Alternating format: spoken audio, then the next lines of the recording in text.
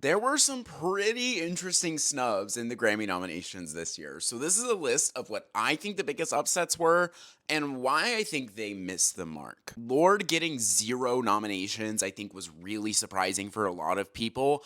I think most of the people I know who have listened to this album love it, but the problem is, like, it really did not permeate her existing fan base. If you look at these streaming numbers, it's not and like there are people in the best new artist category that did even bigger than what this album did. The Weeknd getting zero nominations was also pretty crazy considering the fact that this album was huge. Like a song with over a billion streams already. He's, I think, the biggest artist in all of Spotify.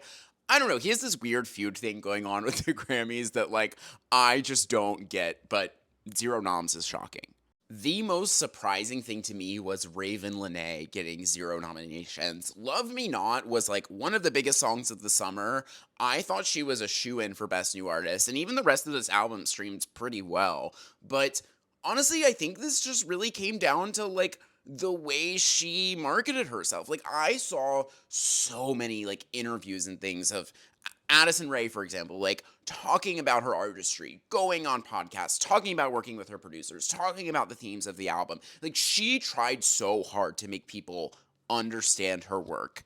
And I really feel like I didn't see any of that from Raven Lenae. Like I don't know much about where she's from, how she got into music, how like her as a person, I know very little about. I've seen a lot of her music, but I don't think there was a big sell on like falling in love with her as an artist. None of the Blackpink girls got any Grammy nominations outside of Rosé for APT, but any of the solo albums outside of that one specific song, nothing, which was very shocking. And also, like, technically, the Blackpink girls are eligible for Best New Artist because they've never won a Grammy before, but also they've already headlined Coachella. So, like, another very shocking thing to me was that the Best New Artist pool this year had zero rappers and zero country artists, which are definitively like the two biggest genres outside of pop. And I could not even tell you the last time that happened. I thought Back to Friends by Somber for sure was gonna get like a Record of the Year or Song of the Year nomination.